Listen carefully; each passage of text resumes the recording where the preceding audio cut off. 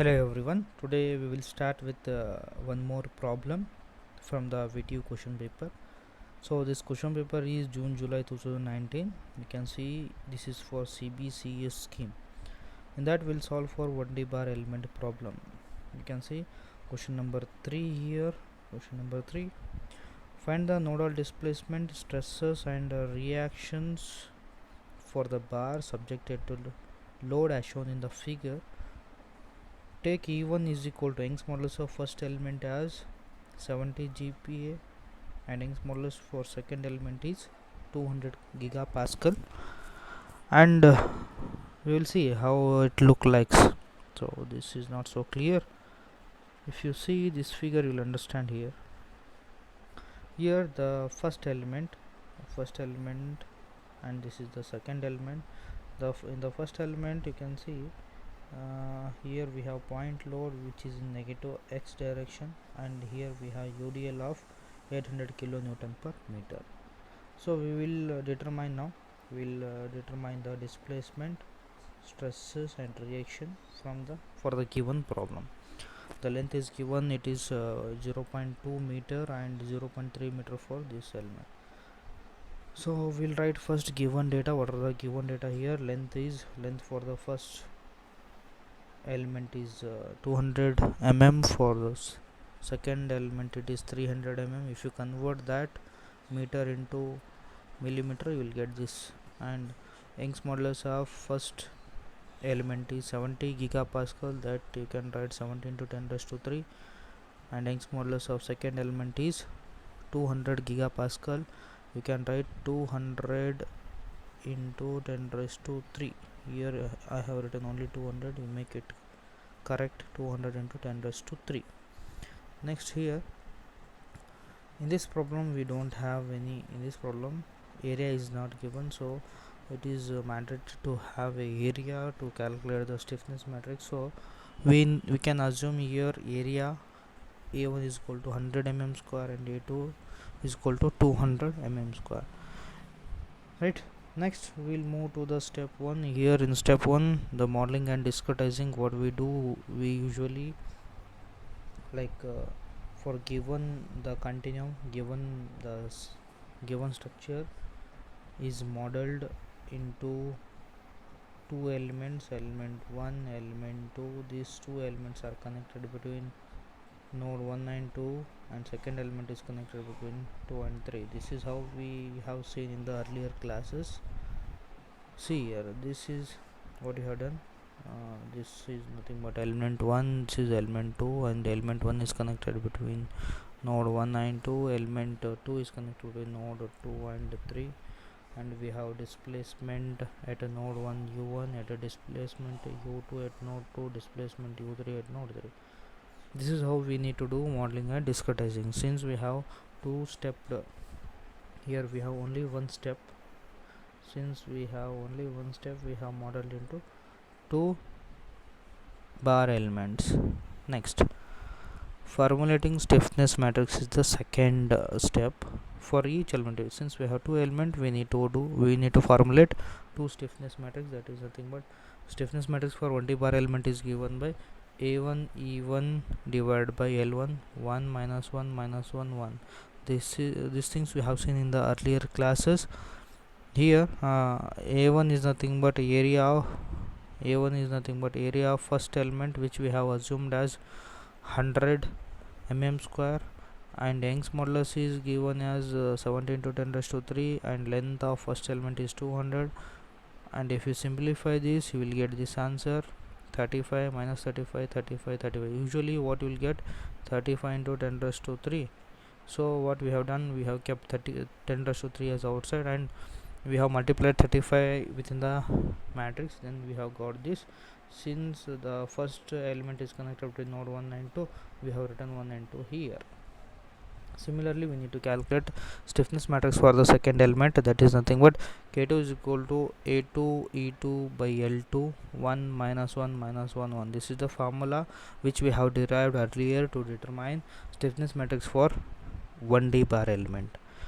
Here A2 is nothing but 200, this is what we have assumed, and the E2 is nothing but 200 into 10 raised to 3, This is Young's modulus for the second element, and length of second element is 300. If you simplify this, you will get 1 133.33 into 10 raised to 3 you will get. So where what we have done, 10 raised to 3 we have taken as a common, and we have multiplied 133 into in this matrix. We got this answer. Here we have written 2 and 3 because second element is connected between 2 and 3. Second element is connected between node 2 and 3, so we have written 2 and 3. So once we form K1 and K2, that is stiffness matrix for first element and second element, next we need to form like global stiffness matrix. The global stiffness matrix is given by K is equal to K1 plus K2. Since we have 2 elements, so it is K1 plus K2. If you have 3 elements, it will be K1 plus K2 plus K3. Since we have only 2 elements, we have K1 plus K2. Here you can see our problem. Here we have 2 elements, element 1 and element 2. These 2 elements are connected between 3 nodes. Since we have 3 nodes, our stiffness matrix should be 3 by 3 matrix. That's what we have written. 1 2 3 1 2 3. Our stiffness matrix should be 3 by 3 matrix. Now we need to form this matrix. How we need to form this matrix, we will see now. So first here, to write this element 35, first we need to see this is the first row, this is the first column, we have 35, and here we have taken 10 raised to 3 as common, because in the both the matrix we have taken 10 raised to 3 as a common, so I have kept 10 raised to 3 as a common here. Next we need to see how these elements are formed, how these all elements are formed, we will see now. First, to understand this, first you need to write 1 2 3 here, 1 2 3 here, because we have 3 nodes, so the global stiffness matrix should be in the form of 3 by 3 matrix. Once you written this, next we need to fill these all these elements. We'll see how to fill these things. First we need to see first row, first column, we have 35. How it has came, we'll see now. If you go to the first elemental stiffness matrix, here you can see first row, first column, we have 35. And if you go to second elemental stiffness matrix, we don't have any first row, we have second and third, so it is better we need to write only 35 here, because in the second stiffness matrix we don't have any first row. Again this we need to see now. This is first row, second column is 35. How this 35 has came, we'll see here. Again in the first stiffness matrix we have first row, second column, this is nothing but minus 35. If you see here in the second stiffness matrix, we don't have any first row, we have second, we have third, we don't have first, so it is considered as a 0.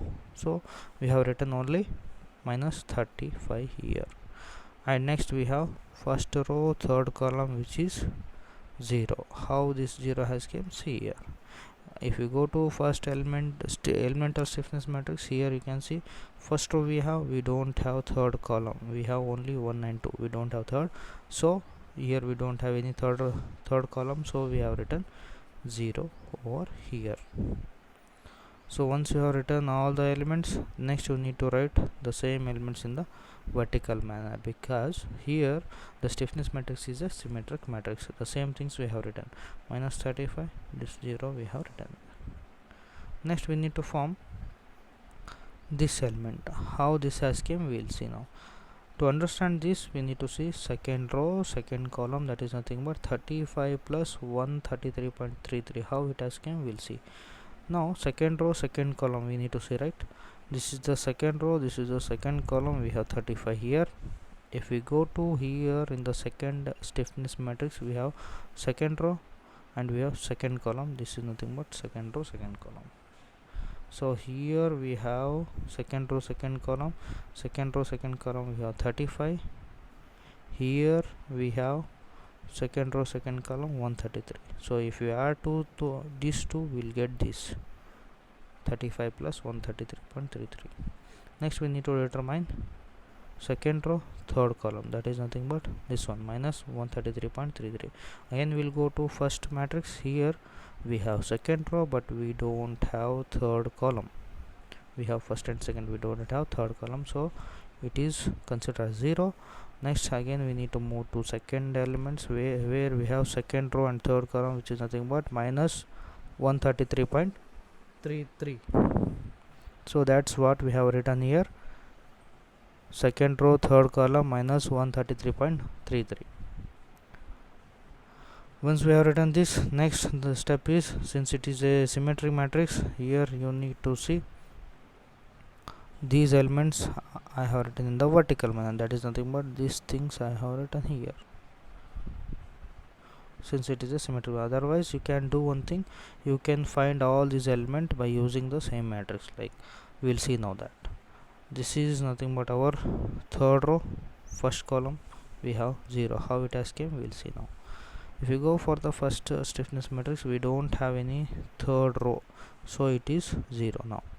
Here in the second stiffness matrix, we have third row, but we don't have first column, we have second and third, so it is 0 over here. Clear? So next we need to find third row, second column, that is nothing but minus 133.33. this minus 133.33 we can see here. If we go to first stiffness matrix, we don't have third row, here we have 1 and 2, so it is 0 over here. And if you go to second stiffness matrix, we have third row, and we need to have third row, second column, we have minus 133.33. that's what we have written here, minus 130.33. next we need to go for third row, third column, third row, third column. Again in the first stiffness matrix, we don't have third row, so it is 0. next if you go for second, here we have third row, third column, we have 133.33. that's what we have written here, 133.33. once we form the global stiffness matrix, next we need to go form the global displacement vector. Since we have two elements, element 1, element 2, and these two elements are in between 1, 2 and 3 nodes, so global displacement vector is given by u is equal to u1, u2, u3. because we have 3 nodes, so we have written in each node we get displacement u1, u2, u3. this is how we written global displacement vector. Next step is to determine global load vector. Since the problem is given like this, you can see our the given problem. Here we have UDL load, as well as here we have point load which is acting in negative x direction, which is nothing but 300 kilonewton, which we can write minus 300 into 10 raised to 3 Newton. And here we have this UDL in entire second element. So what we need to do, we need to convert this UDL into point load. For that, before that, here you can see it is 800 kilonewton per meter. So 800 into 10 raised to 3 Newton divided by, it is in meter, so it is in meter. We need to convert this meter into millimeter, so 1 meter is equal to 1000 mm. So if these two get cancels, we get only 800 Newton per meter. This is the intensity of load which is acting in the second element, so to convert this UDL into point load, we have formula PL by 2. Those things we will see in the global load vector. Clear? Here we need to form the global load vector, right? To form the global load vector, first we see load vector for the first element. For what is the load which is acting in the first element? Since first element have two nodes, node 1 and 2, here I can write F1 dash is nothing but force vector or load vector for the first element, F1 dash, which is nothing but F1 F2 Here if you see our given problem, here this one is fixed, that is nothing but at node 1 it is fixed, at node 2 we have negative 300 kilonewton. That's what we have written here, negative 300. At node 1 we have 0, at node 2 we have 300 kilonewton. Similarly, load vector for the second element. Here if you go to the problem you will understand. Here we have second element. This entire element is subjected to UDL. Yes, this entire element is subjected to UDL. So we convert that UDL into point load by using this formula PL by 2. So what is the intensity of load? 800 Newton. See here, 800 kilonewton per meter, which is equal to 800 Newton per mm. 800 length of the second element is, you can see here it is 0.3 meter, which is nothing but 300 mm. So that's what we have written here, 800 into 300 divided by 2. If you simplify this you will get 120 into 10 raised to 3. So the second load vector, it is the load vector for the second element. The second element is connected between 2 and 3, so we got answer 120 into 10 raised to 3, 120 into 10 raised to 3. Now we need to form the global load vector. Global load vector is given by F is equal to F1 dash plus F2 dash. F1 dash is nothing but this one. This is nothing but our F1 dash, which you have got 1, 2, 0, minus 300 into 10 raised to 3. Similarly, F2 dash we got the answer 120 into 10 raised to 3 and 120 into 10 raised to 3, which is connected between 2 and 3. Means this element, second element, is connected between 2 and 3. Now here you can see global load vector is nothing but addition of these two, F1 dash plus F2 dash. So F1 is given by F1 and F2. This is nothing but our F2, F1, F2, and F2 is given by F2 and F3. So if you add these three, like F1 is 0, here we need to add 2, because here we have second node. Similarly, here we have second node. In the first element we have second node, in the second element we have second node. Since we need to add those two, here we have added those two, F2 and F2. That's what I have written. F2 is minus 300 into 10 raised to 3. That's what you can see. See, this is how my F2 is minus 300 into 10 raised to 3, and this F2 is nothing but 120 into 10 raised to 3, and this F3 is 120 into 10 raised to 3. This is how we need to form the global stiffness, global load vector. So global load vector you can write 0. If you simplify this you will get this answer, minus 180 into 10 raised to 3, and here at node 3 we have 120 into 10 raised to 3 as a force at node 3. Now the first step is application of boundary condition. Since it is easy to handle boundary condition by using elimination approach, so we are using elimination method of boundary condition. For that we need to write equilibrium equation. This is nothing but our equilibrium equation. What is this equation? We know that stiffness is equal to load by area, so stiffness K is equal to F by U. So this equation we have written K into Q is equal to F. This is nothing but our equilibrium equation. In this, where K is nothing but global stiffness matrix, U is global load, global displacement vector, F is global load vector. If you substitute all the elements over here, you will get this. This is nothing but our global stiffness matrix, global displacement vector, and global load vector. We are applying the boundary condition. In this, we are using the elimination approach of handling boundary condition. What this method tells is, like, if you see our problem, we have this type of problem, right?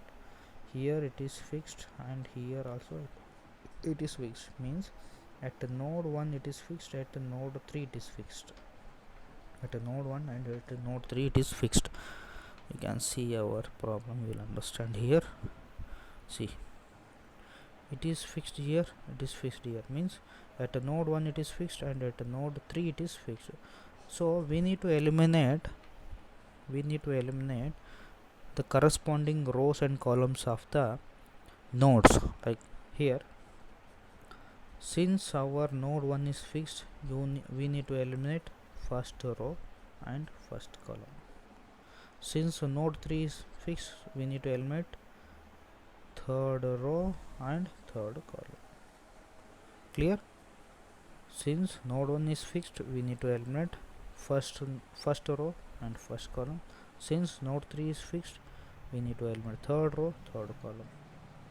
We left out with only this one, and this one. So that's what I have written here. 168.33 into 10 raised to 3 we have here. 168.33 into 10 raised to 3 into u2 which is equal to minus 180 into 10 raised to 3. If you simplify this, you will get the answer u2 is equal to minus 1.069 mm. Once we will get u2, we need to write nodal displacement vector. That is nothing but u1 is 0 since it is fixed. u2 we have found out, that is minus 1.069, and u3 is 0. So this is nothing but nodal displacement. In the problem it is asked to determine the displacement, hence we have determined the displacement. Once we determine the displacement, next step is to determine the stress. So stress in the each element can be determined by using this formula. Stress in the first element is equal to E1 by L1 is minus 1 U1 U2, where E1 is 70 into 10 raised to 3, L1 is 200, minus 1 U1 is 0, U2 is minus 0.16. If you simplify this, you will get this answer, minus 374.15 Newton per mm square. Next, stress in the second element we can determine by using E2 L2 minus 1 U2 U3. Here E2 is nothing but 200 into 10 raised to 3, L2 is 300 minus 1 and we know U2 is nothing but minus 1.069 and u3 is 0, because second element, stress in the second element is connected between node 2 and 3, so it is u2 and u3.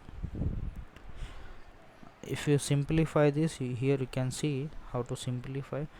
200 into 10 raised to 3 divided by 300 into minus 1 into this. First you need to multiply this with this, and then you need to multiply with this, or you need to better row into column, you can multiply. That's what I have written here. This into this into this. Next, this into this into this. If you simplify this, you will get 712.6 Newton per mm square. Next step is to determine the reaction force. The reaction force formula is R is equal to K into Q minus F. So where K is the global stiffness matrix, that's what we have written, global stiffness matrix.